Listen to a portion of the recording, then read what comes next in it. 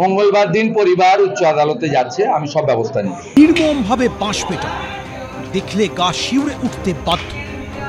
বারুইপুরে বিজেপির বুথ সভাপতি খুনে তৃণমূলের বিরুদ্ধে এবার হাইকোর্টের দ্বারস্থ হতে চলেছে বিজেপি। সিবিআই তদন্তের দাবিও তুলতে চলেছে তারা। প্রশ্ন উঠেছে স্থানীয় তৃণমূল কাউন্সিলরের ভূমিকা নিয়ে। 8ই আগস্ট মধ্যরাতে বারুইপুরে 129 নম্বর বুথের বিজেপি সভাপতিকে বেধড়ক বাঁশপেটা করা হয়। বিজেপির অভিযোগ, সেদিন সকাল ও সন্ধে নিহত রাজীব বিশ্বাসের বাড়িতে যেতে দেখা গেছে তৃণমূল কাউন্সিলরের এক ঘনিষ্ঠকে।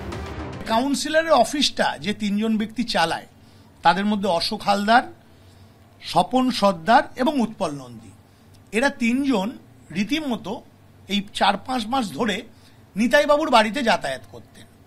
এদের মধ্যে স্বপন সর্দার যিনি আছেন, তিনি যেদিন রাজীব বিশ্বাস আমাদের বুথ সভাপতি খুন হয় সেই দিন সকালবেলাও তাকে দেখা গেছে নিতাইয়ের সঙ্গে দেখা করতে তার বাড়িতে গেছে, এবং বিকেল বেলাও।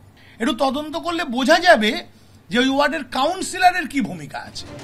8ই আগস্ট এইভাবে মারধর করার 18 থেকে 20 ঘন্টা পর রাজীব বিশ্বাসকে নিয়ে যাওয়া হয়েছিল বারুইপুর হাসপাতালে। সেখানেই তাকে মৃত ঘোষণা করা হয়। বিজেপির আরও অভিযোগ, হাসপাতালে নিয়ে যাওয়ার আগে তৃণমূল কাউন্সিলরের বাড়িতে যান নিহত বিজেপির বুথ সভাপতির দাদা ও খুনে অভিযুক্ত সন্দীপ বিশ্বাস। সেদিন মার্ডার হয়েছে, তারপরের দিন এটা ইলিশ উৎসব করেছে, বসে বসে খেয়েছে।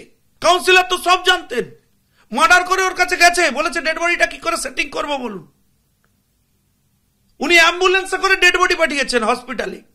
ঘটনার পর 9 তারিখে আমার কাছে এসেছিল ওরা, নিতাই বিশ্বাসের ছোট ছেলে আর একটা ওর মনে হচ্ছে বন্ধু কেউ হবে হয়তো।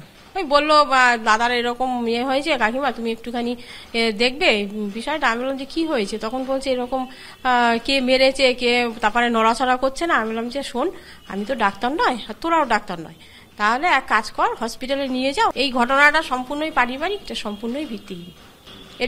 এটা নিয়ে রাজনীতি করে বেড়াচ্ছে বিজেপি, এটা তো ঠিক নয়।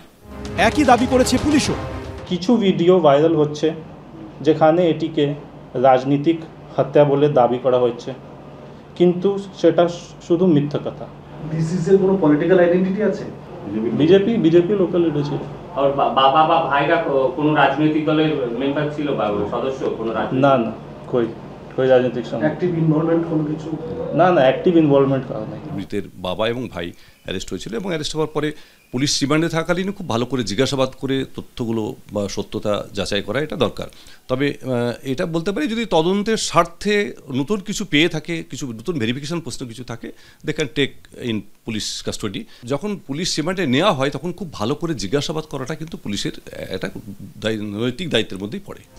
উল্টো দিকে বিজেপির দাবি, 2024 লোকসভা ভোটে এই বুথেই তৃণমূলকে পিছনে ফেলে দিয়েছিল বিজেপি। গত মার্চ মাসে শুভেন্দু অধিকারীর বারুইপুর কর্মসূচির আগে রাত জেগে এলাকায় বিজেপির পতাকা ফেস্টুন লাগিয়েছিলেন নিহত রাজীব বিশ্বাস। অভিযোগ, এরপরই তৃণমূলের টার্গেটে চলে আসেন বিজেপির এই বুথ সভাপতি। সিবিআই, আমরা যাই সিবিআই অফিসিয়াল এনকোয়ারি এটাতে দরকার, কারণ এখানকার রাজ্য পুলিশের সরাসরি ইনভলভমেন্ট আছে। 8 তারিখ থেকে 9 তারিখ ডেড বডি এলাকায় পড়ে থাকলো, ওরা জানতেন না? সেরকম কোনো ঘটনাই নেই। সে করতেও পারে, সে তো যা ইচ্ছে দাবি করতে, অসুবিধে কি আছে? ট্যাক্স দিতে হয় না তো, দাবি করেছে, সত্যতা আছে। পুলিশকে এতদিন পরে দিল কেন?